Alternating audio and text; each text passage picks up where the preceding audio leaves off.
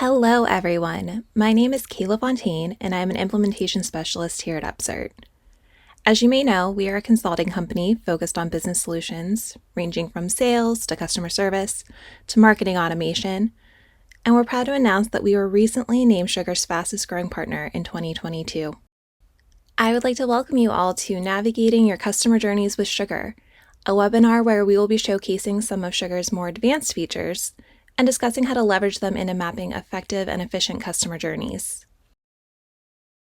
For anyone who's not yet familiar, a customer journey is a tool that allows users to define any number of process templates, or journeys, that are specific to their business goals, directly within Sugar. These journeys can be added to a corresponding Sugar record, like an account, and users can track the journey's progress throughout its lifecycle, ensuring that all milestones are being reached and at the appropriate times. If you're someone who is already familiar with this functionality, you're probably aware that it currently comes in the form of a plugin that can be purchased as an addition to your SugarCRM software. Earlier this year, Sugar actually acquired the Customer Journey plugin, and we're excited to announce that beginning in April, a Customer Journey feature will be included with SugarCell offerings, making it readily available to both SugarCell Advanced and SugarCell Premier customers. Before we begin, let's take a quick look at what we'll be going over today. The who can benefit from using customer journeys. The what is a customer journey and what does it really do? The when can customer journeys be used? And the how, where we'll be giving you a glimpse into how we utilize customer journeys here at Upsert, and how it generally makes our lives easier. Now let's get started. The answer to who can benefit from using customer journeys can be literally anyone. Anyone who wants to increase their customer satisfaction, anyone who wants to get rid of the frustrations that come from not knowing exactly where a project stands, and anyone who's tired of manually remembering to schedule a meeting or a follow-up call. It feels safe to assume that everyone here today can agree that those things sound pretty great. So what makes utilizing customer journeys in Sugar the best way to help you get there? As we move into Sugar, we'll be taking a look at what functionality exists and design a small journey that will help give us a better understanding of how everything comes together. But before doing that, I'd like to take a moment to talk about how to really get started mapping out a customer journey before doing anything at all in Sugar. It's always going to be a good idea to take a step back and think about what it is that you're really trying to achieve with the process you're building. Take some time with a pen and paper, have some meetings, figure out what your business or departments really need to be tracking, and map them out outside of Sugar. Not only will this make the initial design of your templates much easier, but it'll also save you from having to go back and make changes as you discover things you might have overlooked. As Abraham Lincoln once said, "Give me 6 hours to cut down a tree, and I will spend the first 4 sharpening the axe." Preparation is the key to designing a successful customer journey. And if you do decide to implement these types of processes into your own Sugar experience, please let this be your main takeaway from today. With a little extra work up front, you can really save your business, employees, and customers all immeasurable time and headaches down the line. As we now move into Sugar, we're going to concentrate on building out a very simple new customer checklist. This type of template can benefit almost any type of business and really help keep track of new clients' onboarding progress and ensure that your new partnership is starting off on the right foot. Here you can see that the journey has already been partially added. We started with a name that clearly defines the type of situation the journey will track, set it to active, and set the available modules field to accounts. When creating a customer journey, the template can be associated with any single module or with multiple modules if the journey is relevant to different types of Sugar records. Then we come down to the auto reassign field, which is set by default. This determines if activities associated with the journey that aren't already in progress should be reassigned in the event that the assigned user changes on the parent record that the journey has been added to. The active journey limit field is set to 1, meaning that only one version of the new customer checklist journey may be added to a record while that journey is in progress. We don't have anything entered in the disabled stage and disabled activity actions fields, but these will be used if there are any specific types of activities that should not be used while creating the journey's template. And we'll go over those activities in more detail in just a moment. The assignee role determines when the user should be assigned to each activity in the journey. This could take place at the moment the journey as a whole is started, the moment the stage that the activity falls under is started, or when the activity preceding it has been completed. The target assignee field works in combination with the assignee role field and can be set to either the current user or the parent user assigned to the stage's related record. For this example, the target assignee is set to whichever user initiates a new stage in the journey. The cancel action decides what should happen to an incomplete journey or a journey that hasn't been started's activities if that journey is canceled before it has been completed. Set not applicable will close incomplete activities with the status of not applicable, and remove open activities will delete incomplete activities, and the journey's progress will be calculated on only the remaining activities. Not applicable action determines how points should be allocated for activities marked not applicable. The default setting will close the activities with 10 out of 10 points, and custom will close the activity with 0 out of 0 points. So now let's discuss what those points actually mean. A point value is given to each activity present in a customer journey to help weigh the importance of that specific activity. Each one is given 10 points by default, but those values can be updated to reflect the importance and urgency of that activity to the journey. So while being overdue on a 5-point activity isn't ideal, it's not quite as detrimental as being overdue on a 10-point activity. Now that we've worked through all of our general settings, let's come down to the journey itself. As you can see, we have it split into 2 stages, pre-kickoff and post-kickoff. Within a customer journey, a stage represents the major steps throughout the journey, and the activities represent all the smaller steps that need to occur in order to make up the stage, meaning that once all the activities are completed under a stage, and all the stages are completed, only then is the customer journey itself completed. To add a stage to a journey, you simply click on this button and give it an applicable name. And to add an activity, you click on the corresponding stage's action menu and select the type of activity you would like to add. As you can see, we can choose from tasks, meetings, or calls. For our checklist here, we chose some general task items that most users could relate to. Before a new customer kickoff, you may need to do things like assign an account manager to that customer, create an electronic folder to house all of their customer info, update them in your marketing process so that they'll receive marketing materials directed at your customers instead of as a lead, make sure that their customer contract has been sent out, that they've received it, signed it, and sent it back to you. Then we'll want to schedule a customer kickoff call, have that call, and while on it, determine if any additional training is needed at this time. So now, once all those activities have been completed, the pre-kickoff stage will also complete, and then the post-kickoff stage will begin. At that point, we'll want to send off a thank you follow-up email, provide any necessary training documentation that was determined to be needed while on the kickoff call, and we'll want to schedule a 30-day check-in to make sure everything's going okay. Now, once that 30-day check-in has been scheduled, it needs to actually occur. So let's go to the post-kickoff action menu and select to add a task. So again, I will enter a relevant name.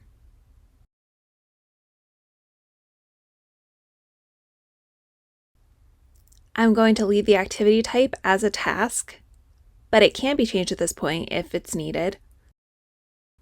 And now, the reason I chose a task instead of a meeting for this particular activity is so that I can set the task type to a milestone, which represents a significant decision or moment in the customer's journey, like a 30-day check-in call would. When choosing a task, you also have the choice of a customer task, which represents an action to be completed by the customer, an internal task, which represents an action in the tasks module assigned to a Sugar user, an agency task, which represents an action to be completed by a third party or a non-Sugar user, or an automatic task, which represents an activity that's performed by an automated process, either within Sugar or in another connected app. When looking at the journey template, you might have noticed different icons listed next to the activities. These icons represent whichever activity type or task type was selected. The order field populates the point in the stage that the activity will occur. If needed, this can be changed through this screen or by clicking and dragging the activities on the template itself. And then that brings us back to the point.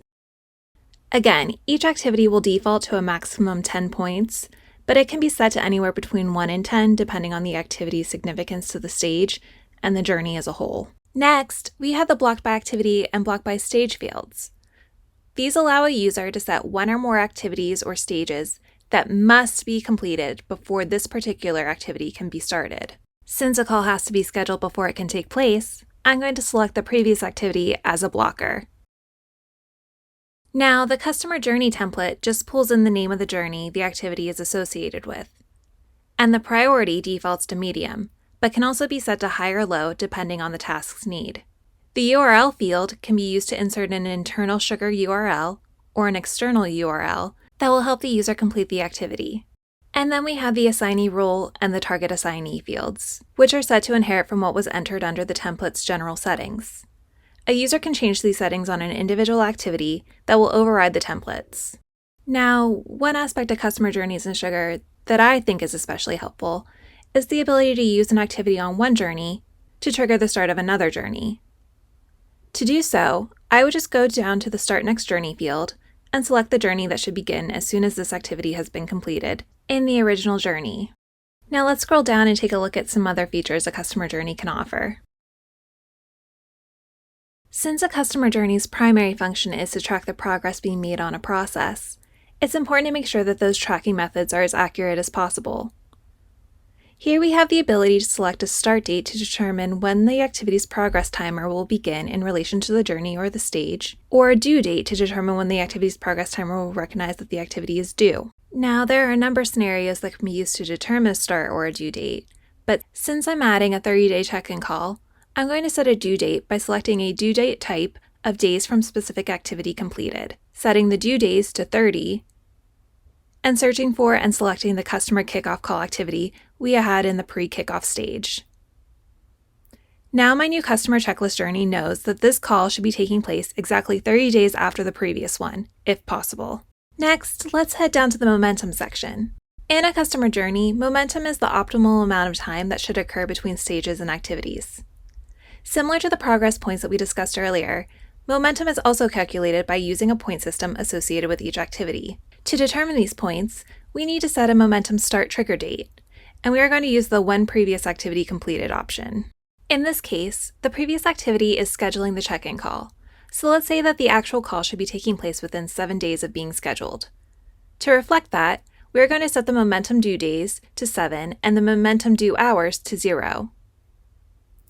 In the event that an activity is expected to take less than 1 day to complete, you can set the momentum due days to 0 and the momentum due hours to the number of appropriate hours.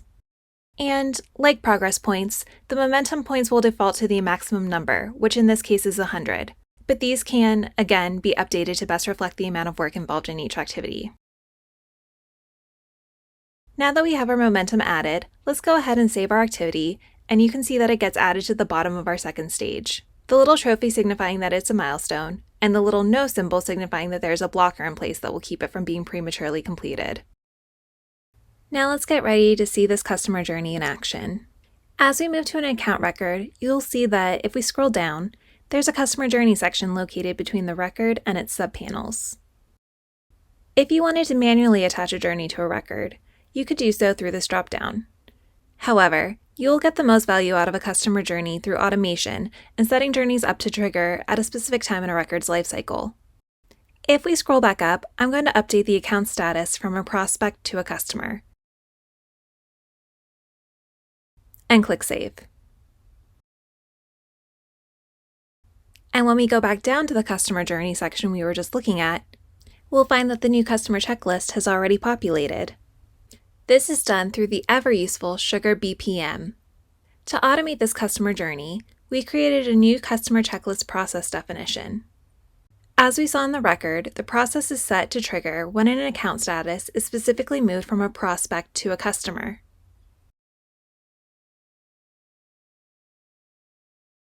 Then to add the necessary customer journey, an action item is added to the definition and set to change field. Once that is set, you can go into Settings, locate the Customer Journey Templates field, and search and select the name of the journey you would like triggered in the process. For this example, we kept the process definition short and sweet, but keep in mind that any number of activities in a journey you might design could be automated as well.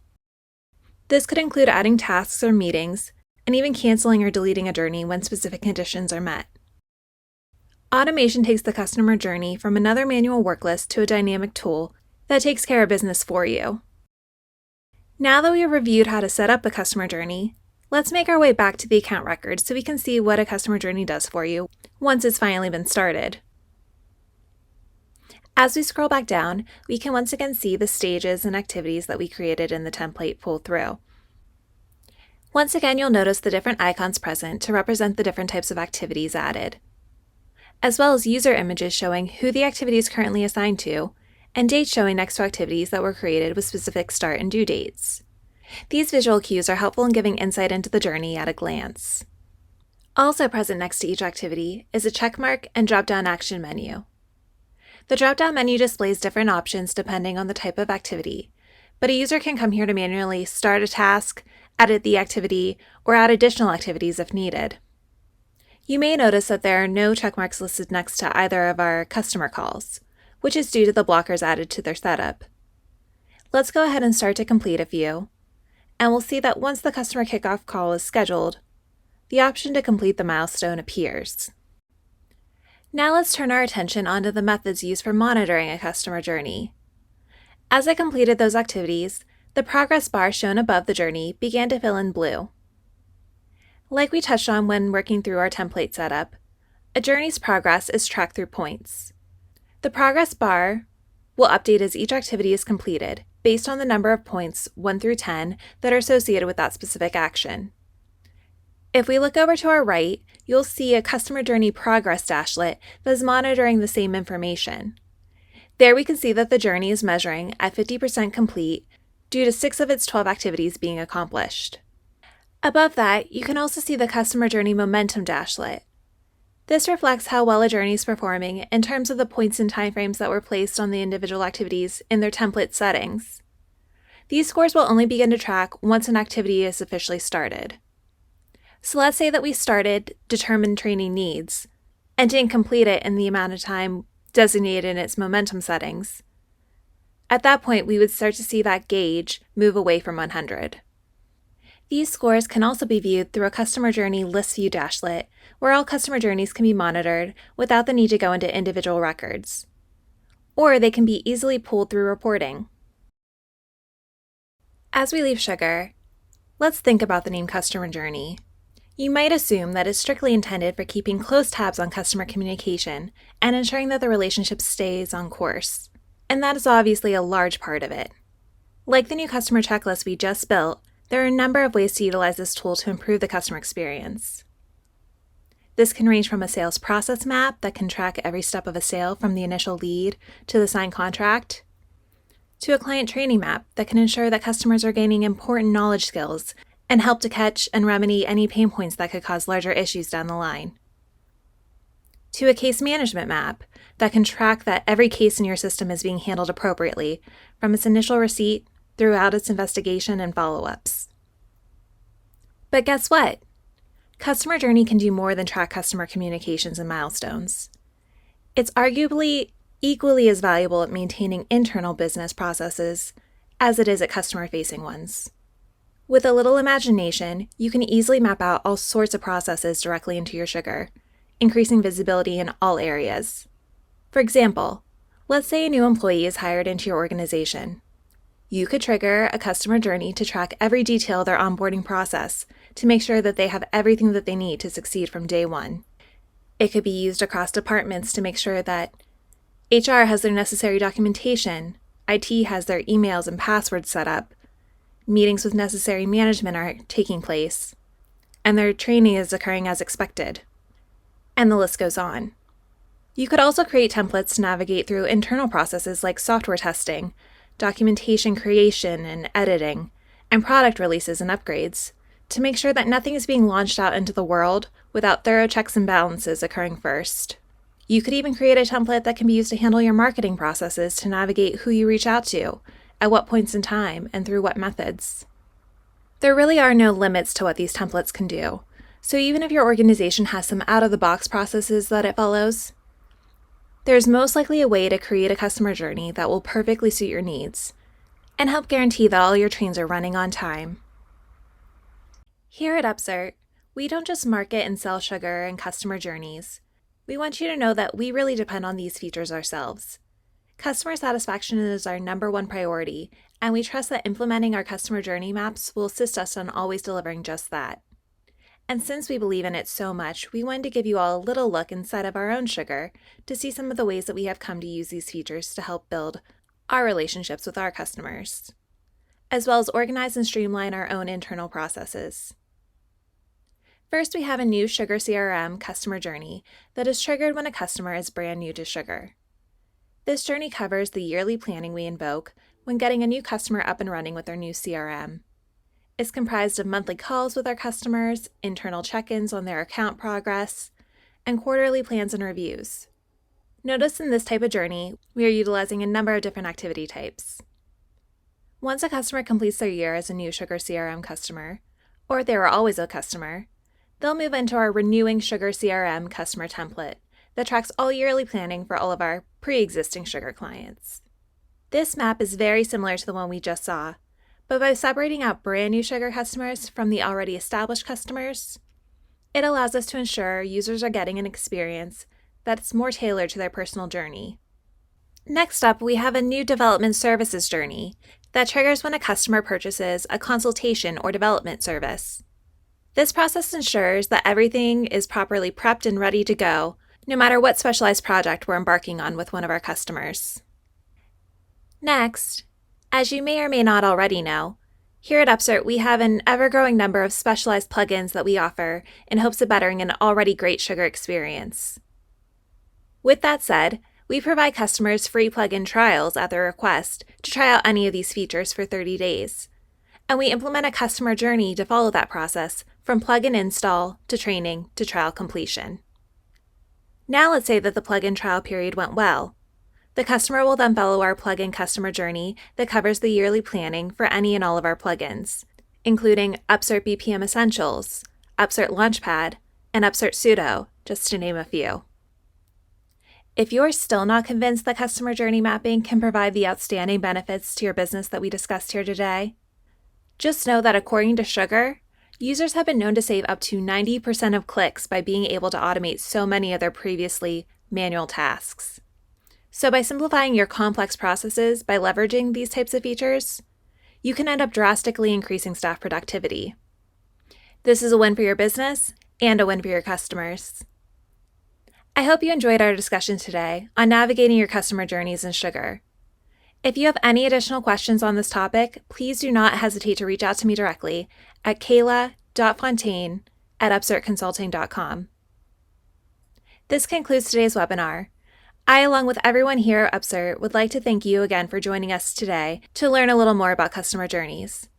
If you would like any more information about our company or our products, please visit us at our website or contact us directly. Have a great rest of your day.